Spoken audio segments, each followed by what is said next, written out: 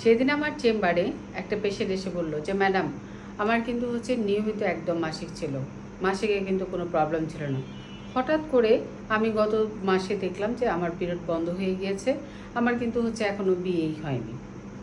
সেই সমস্ত পেশেন্টদের উদ্দেশ্যে আজকে আমার এই ভিডিওটা। যারা এ ধরনের ইরেগুলার পিরিয়ড হঠাৎ হঠাৎ করে একটা দুটো সাইকেল মিস পেয়ে থাকেন, তাদের উদ্দেশ্যে বলছি।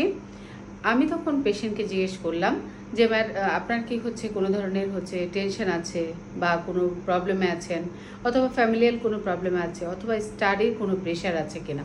তখন পেশেন্ট বললো যে ম্যাডাম আমার তো কি পরীক্ষা ছিল গত মাসে, এ মাসে আমার ফ্যামিলি থেকে অনেক প্রেশার ছিল।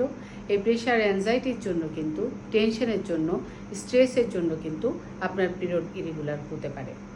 এই পিরিয়ড ইরেগুলার হওয়ার কারণটা স্ট্রেস এবং অ্যাংজাইটি যখন থাকে তখন কিন্তু ব্রেন থেকে সিগন্যাল আসতে সমস্যা হয়।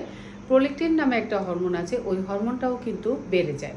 এই হরমোন বেড়ে যেয়ে কী করে, আমাদের যে ব্রেন থেকে সিগন্যাল এসে আমাদের ডিম্বথলিকে স্টিমুলেট করে, তার ফলে কিন্তু আমাদের হরমোন রিলিজ হয়ে জরায়ুতে সাইক্লিক্যালি মাসে মাসে পিরিয়ডিক ব্লিডিংটা হয়ে থাকে।